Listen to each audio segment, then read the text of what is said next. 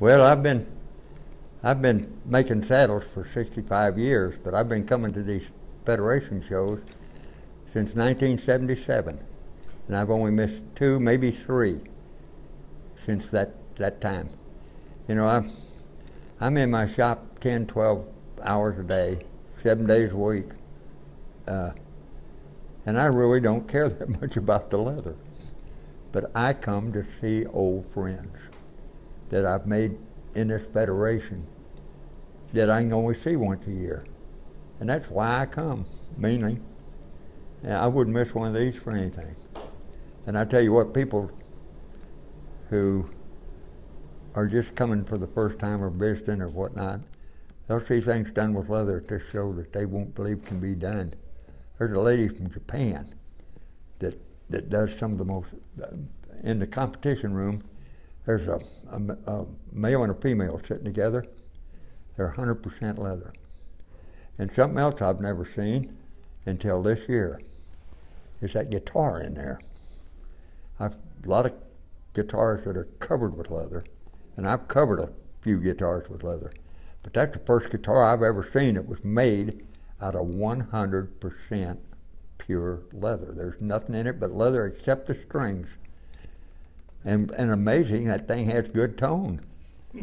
I judged it last night and played it, and it's got good tone. It's an amazing piece of work, really. But there's so much amazing work done here. It makes you feel embarrassed. How did you get started in leather? Well, I grew up, I was a ranch-raised kid, and old cowboy showed me how to make headstalls and breast collars. And then I started buying old saddles. You could buy them for $15, $20 some days.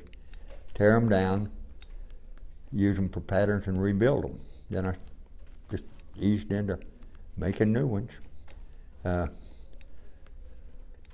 spent about 2 weeks at a saddle making school and shop in South Dakota. After 2 weeks, the guy offered me a partnership, and I didn't want no part of that. So. But I've been very fortunate to make a living doing what I enjoy. And I get as much enjoyment out of the last saddle I built as the first one. And the day I don't, I'll lock that shop door and quit. When I don't look forward to going in the shop every day, and I do, I still enjoy it. And that's the same with a lot of these people here. Their lives are centered around doing leather work. And I was married for 51 years, and I lost my wife about 7 years ago. And if it wasn't for that shop, I don't know what, I'd go nuts. I don't know what I'd do with myself. That's when you get old as I am. You're supposed to be slowing down, and I'm going to one of these days. But I appreciate you gentlemen talking to me. And, well, we appreciate you taking the time. yeah. So can you tell us a little bit about, I mean, it seems like you said you've been around the industry for a while. Who were some of the people that, you know, some of the early people that kind of either you knew or inspired your work? Or Well, it's hard. At my age, I don't remember names real good anymore, but there was a lot of people here in the Federation, and I've been coming to it since before it was the International Federation. It was just the leather show, and I learned a lot from a lot of these people. And then there were a lot of old saddle makers and stuff when I was years ago that I admired and still admire a lot of them, like Gary Swartz and several of them. One of the vendors out here, Bob Parks. Mm-hmm. I admire him so much. Years ago, I judged a lamp he had entered, and it was a Tool Tapadero. And I didn't know Bob then, and he couldn't come to that show. And I got a hold, they told me where he was at, and I got a hold of him. And I said, Bob, if you don't mind, I don't care about the tooling pattern, but I want the pattern for those Tapaderos. And he sent me the pattern. he didn't know me from nothing. He's one of these days he's going to make me a pair of spur straps. In fact, right now I'm building a saddle for a gentleman in Mexico City, and I'm putting that taps on with my tooling pattern, with that pattern I got from Bob Parks. I've been very fortunate that I've shipped saddles to 38 states and 11 foreign countries. It's been a full-time job, and I'm very fortunate to make a living doing what I enjoy, because I've known an awful lot of leather people and saddle makers that went out of business right away, but they tried to take too much out of their business. You've got to figure on not making any money yourself for at least 5 years. You want to turn it, you got to turn whatever you make back into your business, and they don't. They try to take money out too quick, and they go under. I think I teach for about 8 or 9 years. I used to teach one apprentice a year from the University of Missouri, and then on my guild we've got what's called a closed guild. There's only 9 or 10 of us, but the reason we're so small is we have a meeting once a week, and then we go in my shop and work, and they have to make saddles. And some of them, there's one guy, at least one, that's way better than I am, and that's a compliment to any teacher. You always want your students to do better than you do. But I've been fortunate to, primarily what I make a few show saddles, and parade saddles, but primarily what I make is working saddles for working cowboys, guys they're in them from before daylight till dark, every day of the year. And they're a hard bunch to get a reputation with, but you can lose it in 5 minutes. But they're your best word of mouth. Your advertising is their word of mouth. I've had guys that I made a saddle for 20 years ago out in Nevada call me and say, "Hey, Bergin, make me a new saddle just like the last one." Well, I keep a record of every saddle I make, so I can go back and dig his record out and make him one just like it.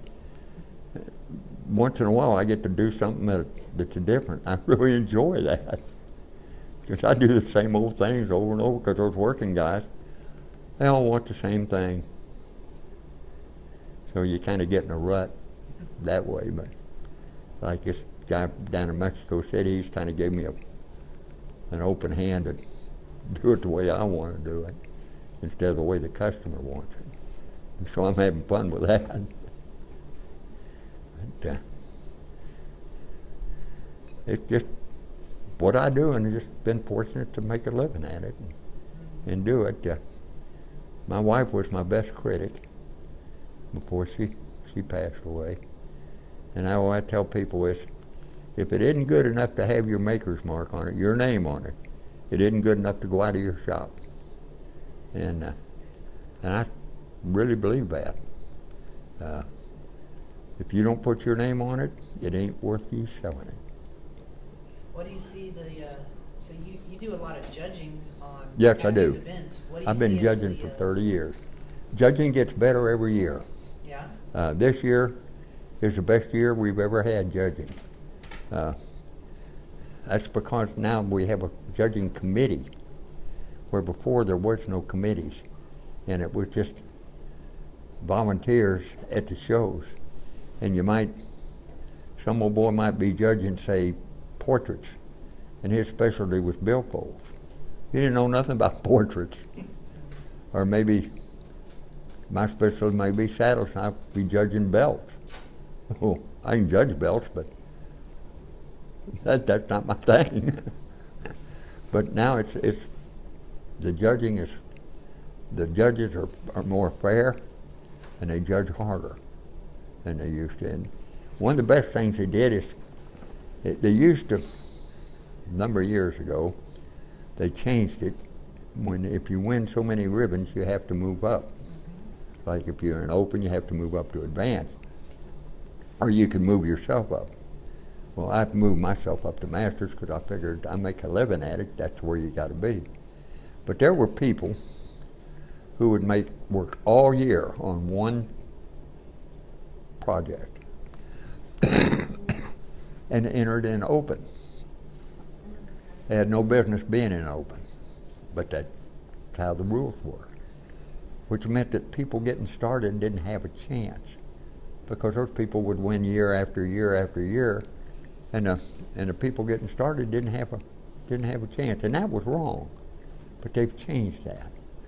And another thing that's changed is they make people put a piece of tape or something over their marker, their name marks, because it used to be people got first places because of their name, not because of their work.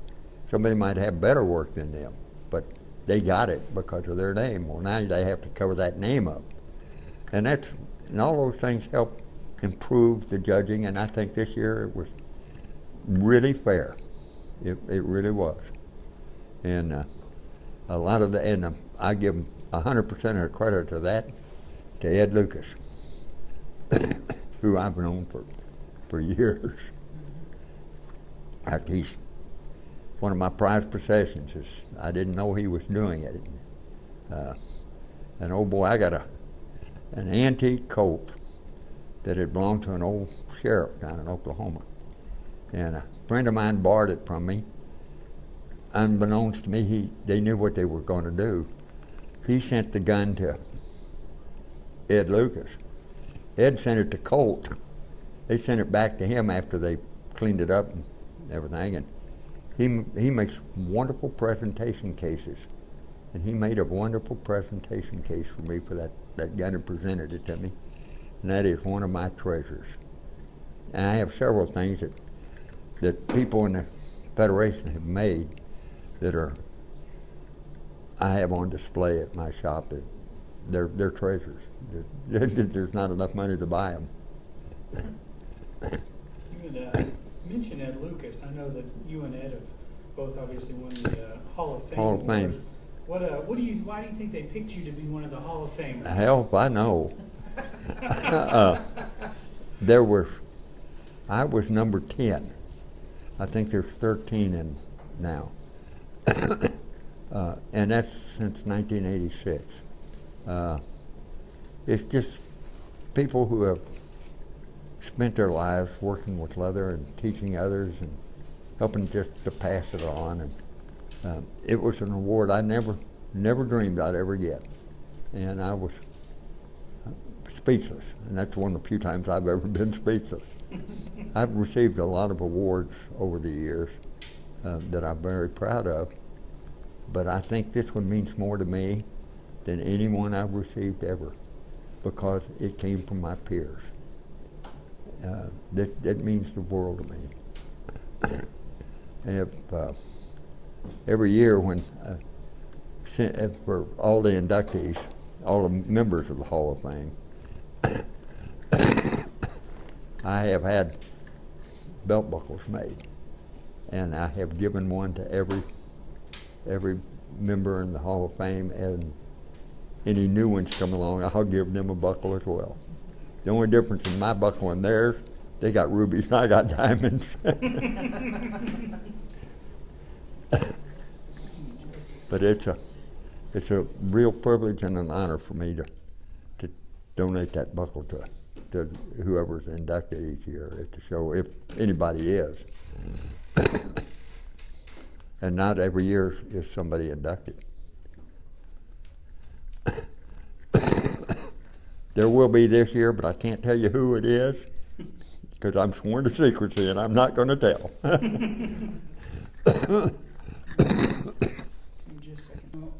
Another question we've been asking a few of the other people that we've talked to today is just what is some general advice that you'd offer to other leather workers, maybe even new leather workers? Well, two things.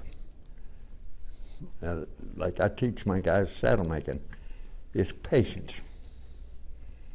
Go slow. You hurry, you're going to make mistakes. Patience is the key to doing good leather work. And the other one is keep striving to improve your work. No matter how good you think it is, you can do it better. It's like I've been building saddles for 65 years, and I have yet to build a perfect saddle. The day I do, I'll quit, because the only way you're going to go is backwards. So you need to strive to improve with every piece you build and every piece you work on. And those and that and pricing, but that's always difficult. But people that's the hardest thing for new people to learn is how to price their goods. But the main thing is patience and striving to improve with each article you build. That would be my key advice to new people or people starting out. And try to get young people involved. Spend some extra effort to get